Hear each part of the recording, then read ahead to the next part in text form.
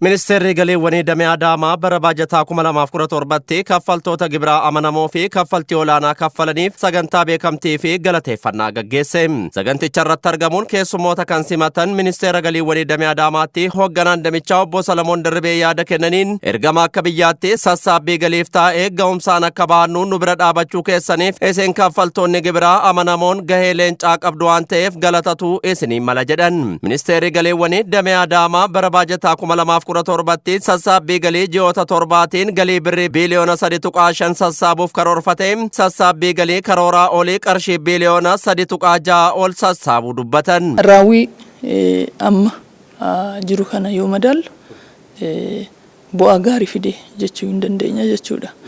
Haaluma kanaan ji'a torbaa kana keessatti naannoo biiliyoona 3.5 guruudhaaf karoorfannee raawwiin isaa naannoo biiliyoona 3.6 parsantaadhaan parsantii 300 siqu galmeessisee jirra jechuudha. Ministeerri galiiwwanii damee Adaamaa hawaasa kaffalaa gibiraa waliin marii gaggeesseen hirmaattota sagantaa biraa yaadaa fi gaafileen ka'uun deebii fi ibsitti kennameera.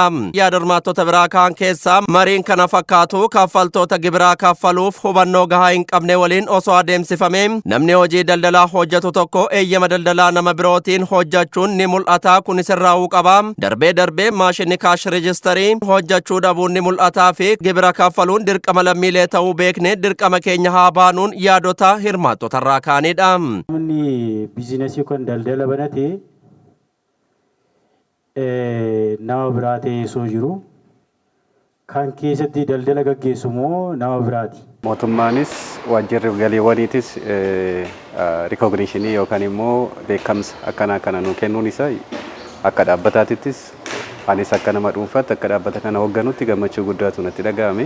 Golaba sagantaan kallattii hojii kan kennan ministeera galiiwwanii damee Adaamaatti hoogganaan damichaa obbo Salamoon Dirribee tumsi keessan jiraannaan yakka sassaabbii galii irratti raawwatamu kamuu ittisuun ni danda'ama jedhan. Dhaabbileen daldalaa jijjiirraa iddoo raawwatan beeksisuu qabu. Nagahee sobaa maxxansuu fi waliin dhahiinsa gibiraa fi taaksii ittisuu qabna. Sassaabbii galii harka 100 oliin ji'oota 7 darbanitti raawwanne irra deebi'uun ji'oota 5 afanittis waan karoorfannee ol raawwachuu qabnaan kallattii hojii kennan. Hawaasaaf kan dhaamu inni guddaan daldalli seeraan alaa fi kontirobaandiin rakkoo biyya kanaati.